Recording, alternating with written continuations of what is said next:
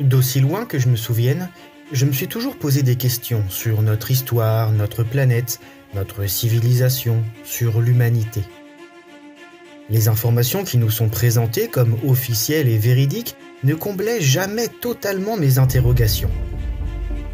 Les livres d'histoire, les leçons enseignées à l'école, toutes les données qui sont à notre disposition me semblaient faussées, troublées, voire détournées, avec un arrière-goût désagréable de mensonge, d'une volonté de nous faire croire précisément à ce que l'on veut nous faire croire. Pour essayer de comprendre, d'entrevoir un semblant de vérité, j'ai donc repris les choses dès le départ. Et la base de notre civilisation, de notre histoire, commence à Sumer, illustre civilisation mésopotamienne remontant à plus de 6000 ans. Sumer et ses légendaires tablettes d'argile, les plus anciens vestiges écrits que nous connaissions, narrant l'histoire des mythiques dieux Anunnaki. Ce fut la clé qui entr'ouvrit les portes d'un monde dont je ne soupçonnais même pas l'existence. Un monde en totale opposition avec celui que l'on nous enseigne, que l'on nous impose, mais qui, bizarrement, me parla immédiatement et résonna au plus profond de moi. Les dieux de cette civilisation, les Anunnaki, leur histoire, leur interaction avec notre espèce, répondaient à toutes mes questions. Même les textes considérés comme fondateurs pour notre civilisation, les textes les plus sacrés, n'étaient en réalité que de pâles copies, détournées et modifiées de ces illustres récits mésopotamiens. Plus je cherchais, plus je me documentais, plus tout devenait clair et limpide.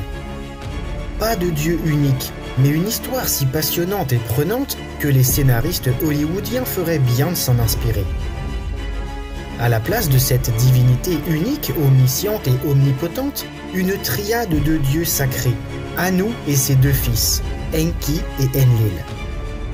Des dieux venus sur Terre depuis une planète lointaine, Nibiru, en quête de minerais aurifères, obligés de créer artificiellement des esclaves, donnant naissance à notre humanité.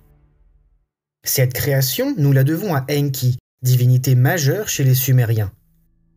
Anu, son père et dieu suprême de ce panthéon, voulant asservir et anéantir le fruit du travail de son fils, parviendra à être érigé au rang de dieu unique, devenant la seule et unique divinité des 3 religions monothéistes qui dominent notre planète aujourd'hui. Les questions se bousculent dans ma tête, tant et si bien que je cherche encore et toujours, étudiant toutes les sources possibles me permettant de percer le mystère de cette histoire occulte, cachée et trouble, qui semble ressurgir par moments comme les flashs d'une longue amnésie. Les méthodes standards d'apprentissage et d'information ne m'ayant pas permis de trouver l'intégralité des réponses à mes questionnements, je me suis donc tourné naturellement vers ce qui est considéré par les zététiciens comme futile et infondé, les différentes sources de savoir immatériel, telles que les canalisations médiumniques et l'hypnose régressive. Ces autres sources d'informations, une fois analysées et triées, m'ont permis d'établir une vision beaucoup plus précise et complète de notre histoire, de notre humanité, et surtout de combler les terribles manques et incohérences entre les propos officiels et ce que mon cœur me disait. Sans forcément avoir décroché le Graal ou prétendre détenir la vérité absolue, je vous livre ici une version de l'histoire, de notre histoire, que vous ne trouverez pas dans le premier manuel venu.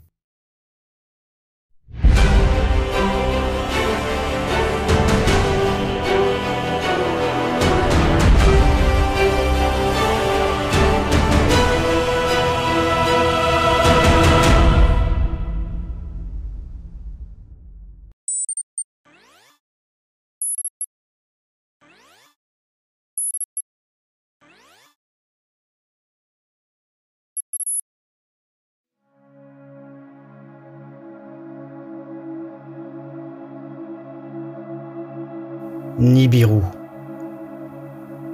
Comment développer le sujet monumental des Anunnaki sans aborder celui fondamental de Nibiru?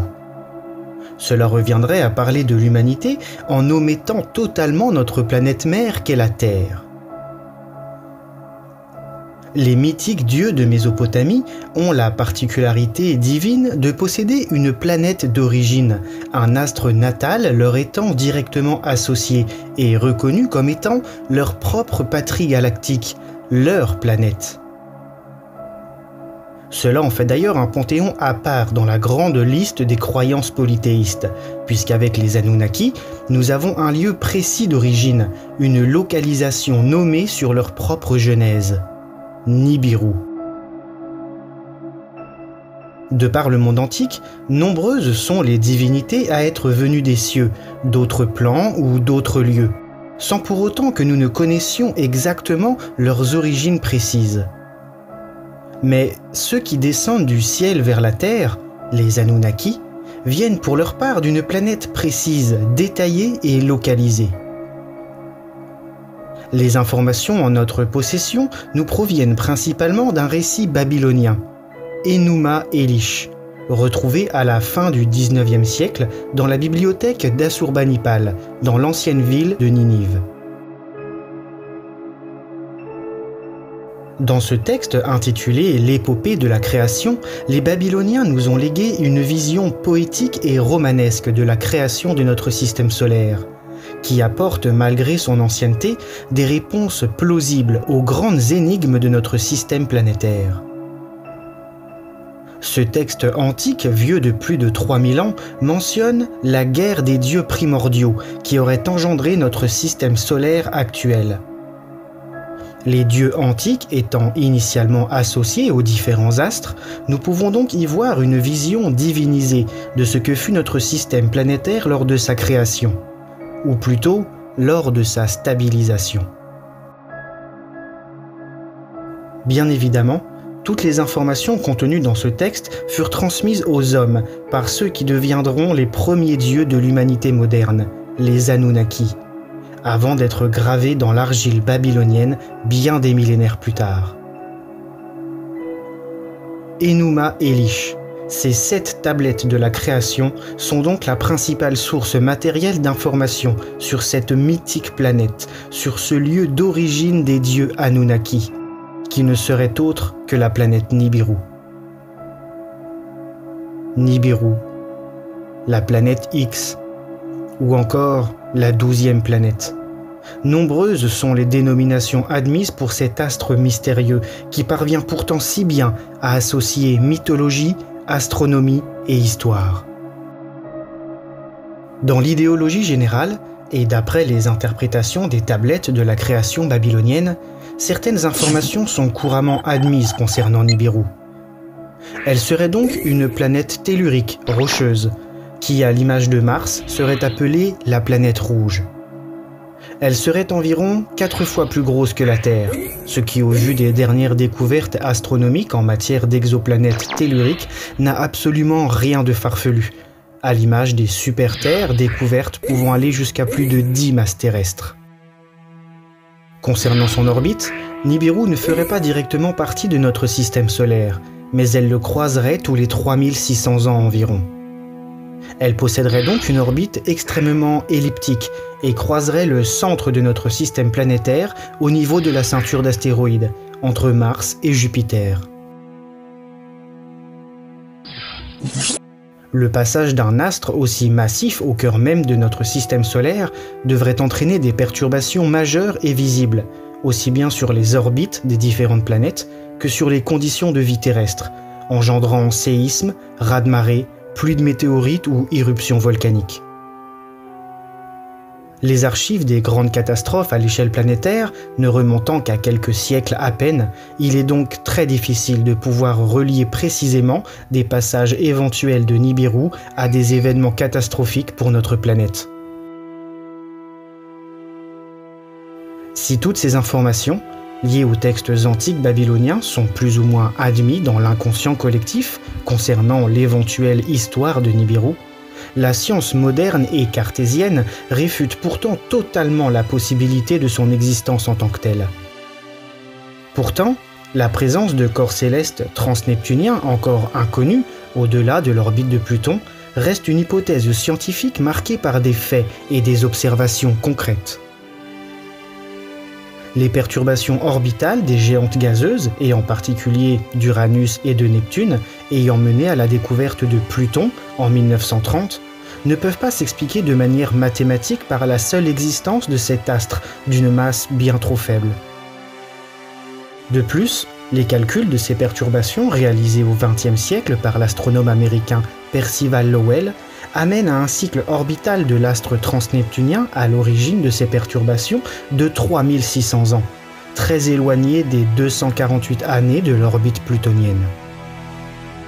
Si l'on ne considère pas ce que l'on ignore comme impossible ou inexistant, et que l'on admet l'hypothèse que certains faits nous sont encore inconnus, quand bien même ils remettraient totalement en question notre vision du monde et ce que nous considérons comme la vérité absolue, l'existence de Nibiru comme astre tellurique transneptunien reste donc parfaitement possible. Les textes cunéiformes de Babylone ne nous renseignent que sur des faits extrêmement anciens, remontant à plusieurs milliers, voire dizaines de milliers d'années.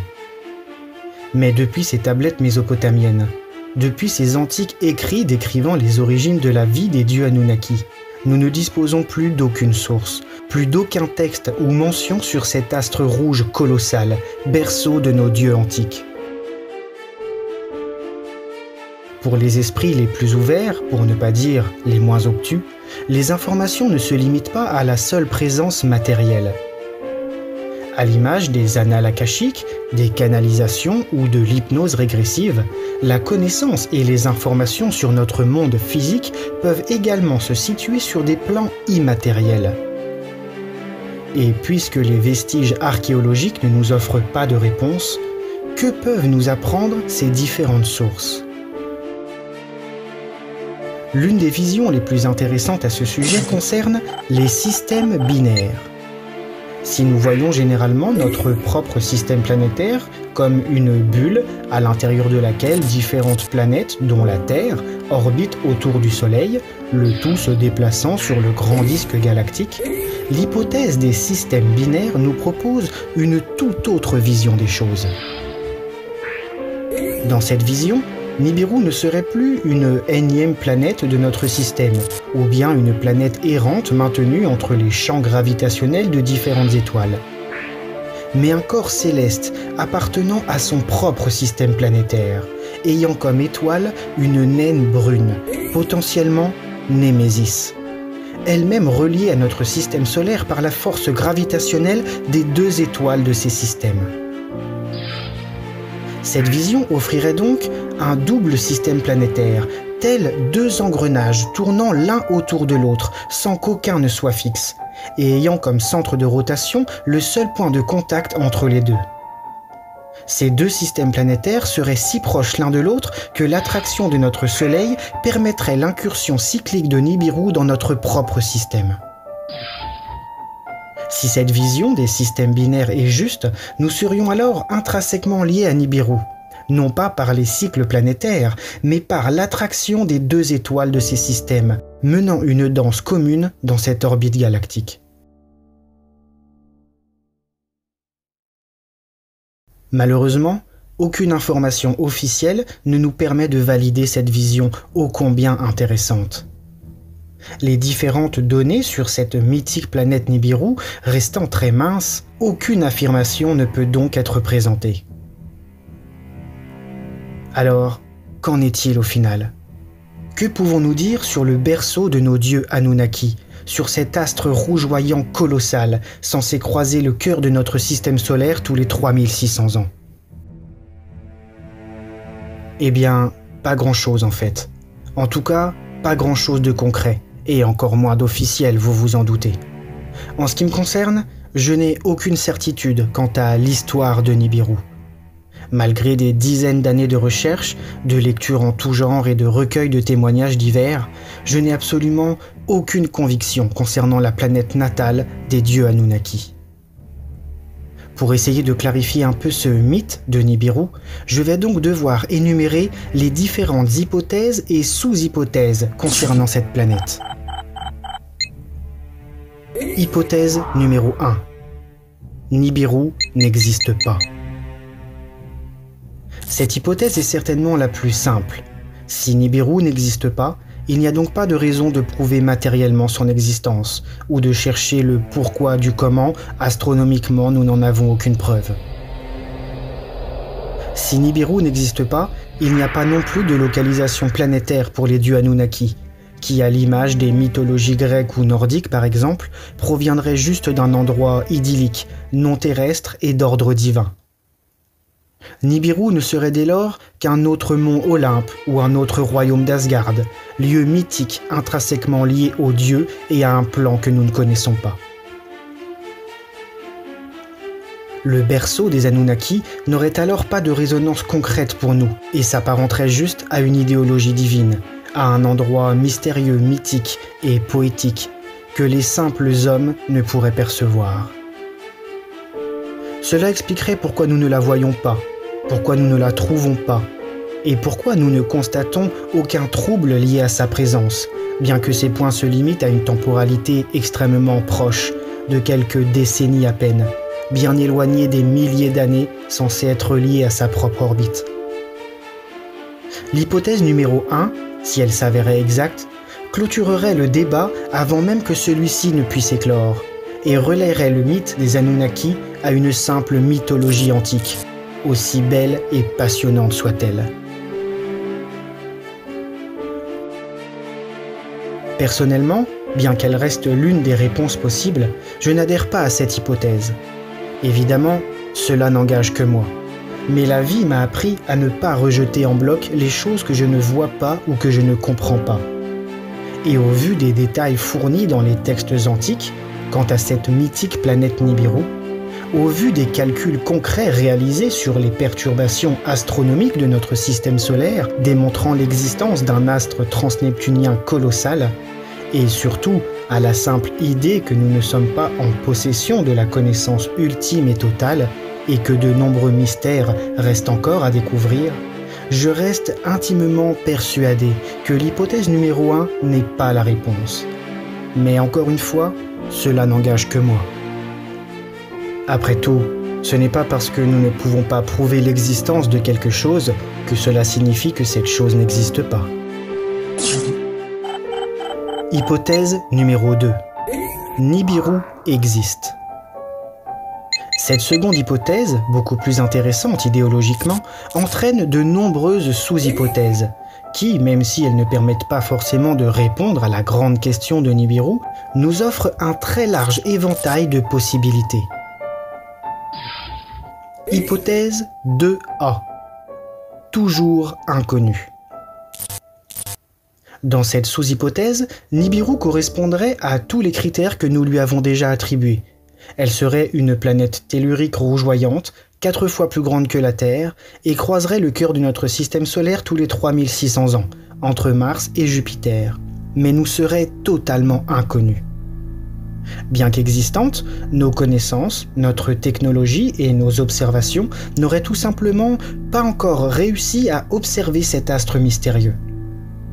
Nibiru ne serait dès lors qu'une future découverte à faire, potentiellement révolutionnaire, qui prouverait à l'humanité que son savoir actuel n'est nullement total et absolu. Ce qui, entre nous, ne lui ferait vraiment pas de mal. Je tiens tout de même à rappeler que Pluton, qui fait partie de notre système solaire, n'a été officiellement découvert qu'en 1930 par la science moderne, qui observait pourtant les cieux à l'aide de technologies depuis plus de 300 ans. La possibilité de l'existence d'un astre encore inconnu sur une orbite elliptique transneptunienne reste donc tout à fait possible. Hypothèse 2B. Hors de notre système solaire. Dans cette seconde sous-hypothèse, Nibiru existerait bel et bien, mais dans une toute autre configuration astronomique. Elle ne serait donc pas liée à notre système solaire, mais attribuée à un autre système planétaire. Si tel était le cas, Nibiru ne serait donc que l'une des centaines d'exoplanètes existantes, plus ou moins semblables à la Terre, mais dans son propre système, lui-même plus ou moins distant de notre propre position galactique. Les difficultés d'observation des astres appartenant à d'autres systèmes solaires expliqueraient dans cette sous-hypothèse pourquoi l'existence de Nibiru nous est toujours inconnue. On notera tout de même une forte dissonance dans cette éventualité par rapport à l'implication physique de Nibiru avec notre propre système planétaire. Car si la planète natale des Anunnaki existe dans un système planétaire en dehors de notre système solaire, et éloigné qui plus est, il paraît difficilement compréhensible que Nibiru ait pu interagir avec lui, tel que cela fut mentionné dans les textes antiques. Hypothèse 2C. Existence connue mais tenue secrète. Cette troisième sous-hypothèse va nous faire entrer directement dans la grande sphère complotiste, mais par souci du détail, je ne peux définitivement pas l'exclure. Il reste effectivement possible que l'existence de la planète Nibiru soit connue par une poignée de scientifiques et de gouvernements, mais que pour des raisons diverses, la divulgation de cette découverte soit tenue secrète. Les bouleversements idéologiques, historiques, sociologiques et religieux que cette annonce pourrait engendrer pousseraient cette poignée de personnes à maintenir le secret sur l'existence de Nibiru. Nous pourrions tout à fait imaginer que seuls des appareils de très haute technologie appartenant à la NASA ou aux armées soient en mesure de localiser et d'identifier cet astre mythique, laissant les astronomes amateurs et les moins bien équipés dans l'ignorance totale.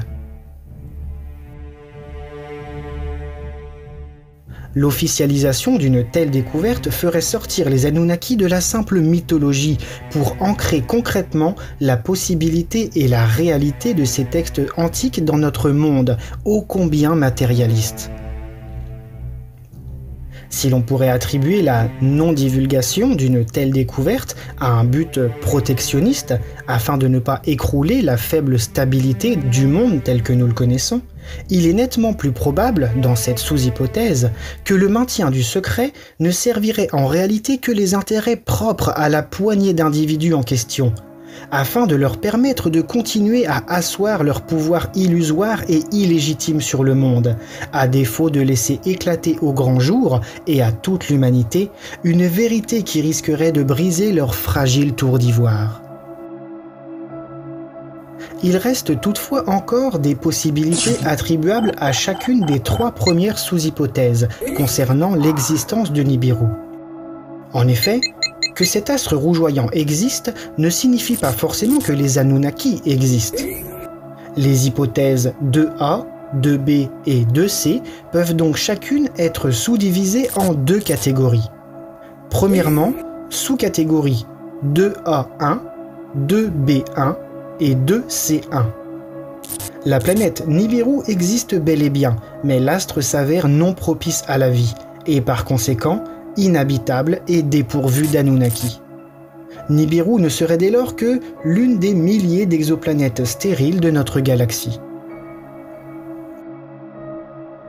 Deuxièmement, sous-catégorie 2A2, 2B2 et 2C2. La planète Nibiru existe bel et bien et s'avère habitable, avec des conditions atmosphériques et climatiques propices à la vie, offrant la possibilité de l'existence de la civilisation prospère des Anunnaki. Si tout cela vous semble un peu compliqué, dites-vous que ce n'est pas encore fini. Il reste encore une troisième grande hypothèse, qui, à mon sens, est certainement la plus intéressante. Hypothèse numéro 3. Nibiru n'existe plus. Cette hypothèse est certainement la plus intéressante pour tous les passionnés d'ufologie et les personnes à l'esprit ouvert et non dogmatique. Outre le fait que cette vision corrobore totalement les informations issues des textes antiques mésopotamiens, offrant tout le crédit possible à la grande histoire des dieux Anunnaki, elle est en totale conformité avec certains des grands défenseurs de l'idéologie enkiste, à l'instar du défunt Satanama Yoga, qui a longuement et ardemment œuvré dans ce sens. Si Nibiru n'existe plus, cela sous-entend qu'elle a bel et bien existé. mais que, pour diverses raisons possibles, cet astre mythique n'est plus. Nous pouvons donc émettre 3 grandes sous-hypothèses. Hypothèse 3A. Détruite suite aux guerres Anunnaki. Nous savons, de par les textes antiques mésopotamiens, de par leurs diverses traductions et interprétations, que les dieux Anunnaki, à l'image des différents panthéons qui suivront à travers le monde, étaient en conflit pour de multiples raisons. Ces guerres entre dieux, bien que généralement narrées comme se déroulant sur Terre, possédaient pourtant une origine bien plus lointaine, puisque Nibiru elle-même semble en être la source. Les textes antiques mentionnent de fortes tensions au sein même des dirigeants Anunnaki, et notamment entre Anu, responsable suprême de la colonisation et de l'extraction de l'or sur Terre, et le comité dirigeant resté sur Nibiru.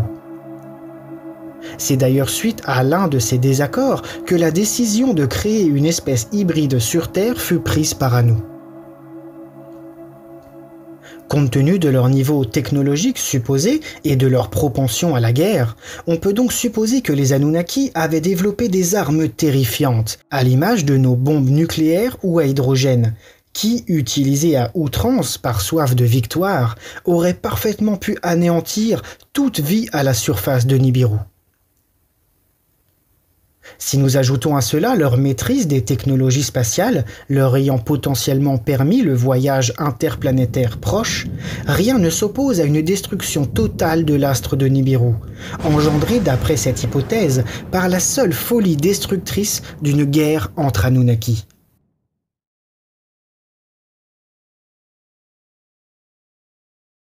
Hypothèse 3B. Détruite par une collision céleste. Cette sous-hypothèse reste certainement la plus plausible du point de vue cartésien. Si la destruction d'un astre par une civilisation requiert des moyens technologiques destructeurs considérables, la collision avec un corps céleste est quant à elle nettement plus conventionnelle, dirons-nous. Puisque Nibiru possède théoriquement une trajectoire particulière, la faisant traverser notre système solaire sur une orbite elliptique extrêmement longue, on peut supposer que sa route croise potentiellement de nombreux corps célestes différents. Ces astéroïdes, comètes ou météores seraient alors facilement attirés par la force gravitationnelle de Nibiru, qui, compte tenu de sa taille 4 fois plus importante que la Terre, serait comme Jupiter dans notre système planétaire, tel un véritable aimant à corps céleste. Donc, entre son orbite et sa masse, tout peut laisser supposer que Nibiru a connu de nombreuses rencontres galactiques. Et si l'un des corps célestes ayant croisé son chemin possédait une taille et une constitution suffisantes, rien ne s'oppose à une rencontre fatale qui aurait pu sonner le glas de Nibiru. L'astre natal des Anunnaki aurait donc parfaitement pu disparaître, retournant au néant du cosmos, anéanti par une terrible collision avec un corps céleste.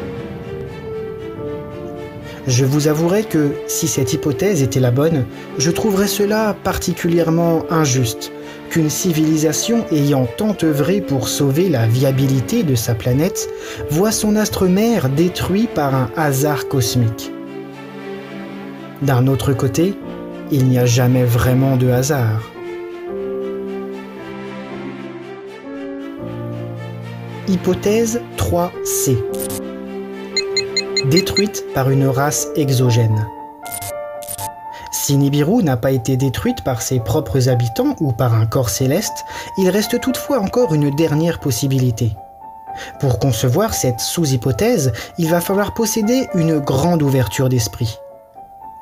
En même temps, si vous avez déjà admis la possibilité des Anunnaki, vous ne serez plus à une race exogène près.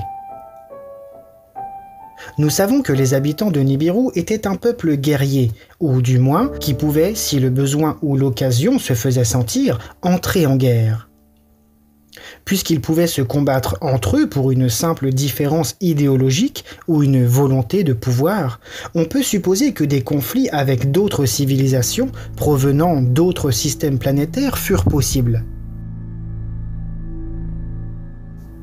Le niveau technologique avancé des Anunnaki laisse également supposer que là où les civilisations qui entreraient en conflit avec eux seraient également très développées et par conséquent en possession d'armes extrêmement puissantes et destructrices.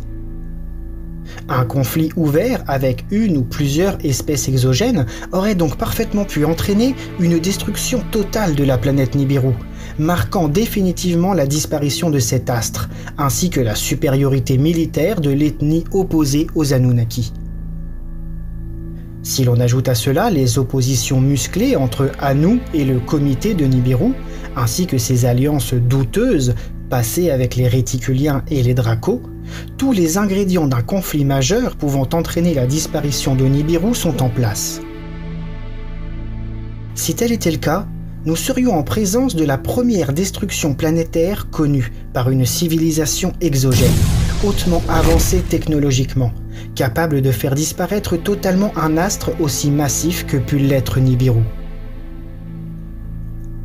Cette sous-hypothèse peut paraître totalement irréalisable et tirée tout droit de la science-fiction hollywoodienne, mais compte tenu des différents critères et facteurs pris en compte, elle reste l'une des grandes possibilités. L'hypothèse 3 concernant la destruction de Nibiru serait, si elle s'avérait exacte, d'une terrible ironie à mon sens. Le destin galactique, la source de toute chose, aurait alors fait disparaître la planète mère d'une civilisation ayant eu pour but de coloniser et de propager d'autres formes de vie. Nibiru, qui serait à l'origine de la création de notre Terre par la destruction de Tiamat, n'aurait eu comme sort que d'être rayé de la carte. La colossale planète rougeoyante aurait ainsi donné naissance non seulement à notre propre planète, mais de plus, la civilisation originaire de Nibiru serait à l'origine de notre propre espèce, le tout se clôturant par une destruction totale et une disparition de cette mythique Nibiru, laissant la descendance terrienne dans le doute total et un flou historique permanent, ne pouvant que chercher en vain les réponses à ses origines troubles. Si Nibiru fut détruite, on peut se demander ce que seraient devenus ses habitants. Ont-ils été anéantis avec elle? Sont-ils partis en exil sur une autre planète? Les dieux Enkistes, ayant quitté la Terre suite à la prise de force d'Anu, se sont réfugiés dans la constellation d'Orion. Puisque le comité dirigeant resté sur Nibiru était en désaccord avec Anu, on peut supposer que, si des survivants à une destruction de leur planète avaient dû fuir, ils auraient probablement rejoint également ce refuge situé sur Orion. Si tel était le cas, les derniers habitants de Nibiru seraient donc quelque part dans la constellation du Chasseur, cet amas d'étoiles légendaires que l'on retrouve jusque dans les plus anciennes cultures humaines, telle l'ultime carte de visite des dieux antiques aujourd'hui disparus. Personnellement, en ce qui concerne le destin de Nibiru, je n'ai pas d'avis tranché, pas de vision claire ou de certitude, et encore moins de faits ou de preuves pouvant étayer une quelconque idée. Je ne possède que mon intuition, mon ressenti, qui n'a pour valeur que celle que je lui accorde. Nibiru est-elle un mythe ou une réalité? Pour ma part, je reste persuadé de sa réalité concrète et matérielle, du moins en ce qui concerne les temps les plus anciens. Mais sans preuve, cela ne reste que de la croyance. Nibiru est-elle encore présente ou a-t-elle été détruite? Je pense que cette planète mythique n'existe plus aujourd'hui, quelle qu'en soit la raison. La grande histoire galactique possède encore tant de mystères à nos yeux que nous ne pouvons même pas imaginer la réalité des différents événements passés. Je ressens pourtant Nibiru comme un souvenir, une vague image d'un monde lointain où les dieux avaient encore un pied sur terre, où les divinités guidaient l'humanité dans son développement. Bref, comme le souvenir d'un monde en totale opposition avec celui dans lequel nous vivons aujourd'hui. Mais au final, je me dis que la grande question de Nibiru n'est peut-être pas si importante que ça. L'existence ou non de cette planète, quand bien même cela apporterait un regard totalement différent sur nos origines et notre monde, n'est peut-être pas si primordial qu'il n'y paraît.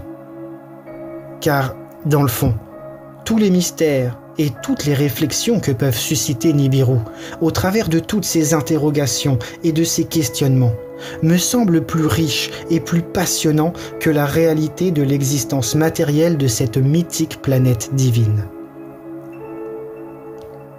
Une réponse claire et officielle serait sans conteste salvatrice et apporterait une pierre non négligeable quant à la grande énigme de nos origines. Mais le mythe de Nibiru en tant que tel, et tout ce qu'il suscite, nourrit la recherche et la soif de connaissance, ce qui, à mes yeux, n'a pas d'égal. Qui plus est, on ne peut nier le côté romanesque, pour ne pas dire poétique et épique de tous les récits liés aux Anunnaki et à la planète Nibiru. Qui ne s'est pas senti transporté en écoutant ou en lisant les textes antiques de Sumer, ces vestiges historiques de l'illustre Mésopotamie? Pour ne citer qu'un exemple, trop peu narré d'après moi, prenons la grande histoire d'Alalu et laissons-nous porter par cette épopée magique.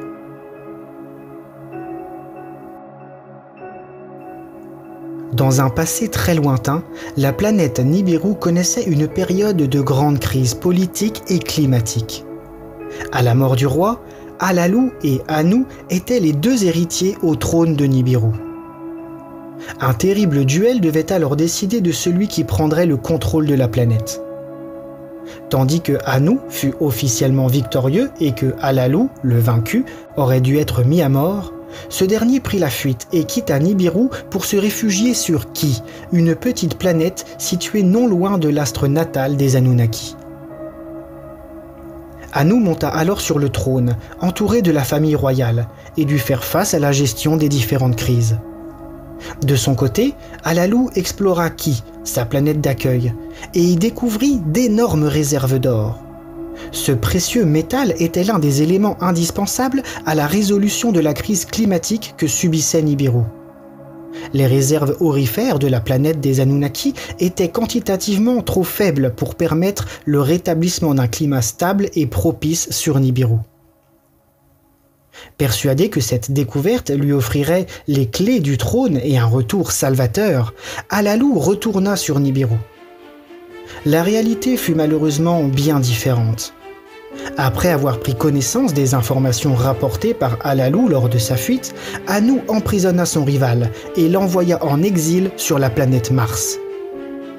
Le prétendant défait au trône de Nibiru se retrouve ainsi prisonnier de l'astre rouge du système solaire, isolé et éloigné de sa planète mère qu'il se voyait pourtant gouverner. La découverte des réserves aurifères de la planète Ki poussa ensuite Anu et la famille royale à partir en mission sur ce petit astre bleu, afin d'y recueillir l'élément indispensable à la survie de leur propre planète. C'est ainsi que le fils aîné d'Anu, Enki, fut choisi pour coloniser Ki, que nous appellerons bien des millénaires plus tard, la Terre. Alalu, quant à lui, finira ses jours sur Mars, prisonnier de la poussière et des sables rouges, ne voyant comme seul vestige de son passage en ce monde que le colossal visage construit à son effigie sur le site de Sidonia, en guise de tombeau. Cette magnifique histoire, au même titre que les centaines d'autres liées à la mythologie mésopotamienne et gravées sur des tablettes d'argile multimillénaires, me suffisent à dire que Nibiru existe.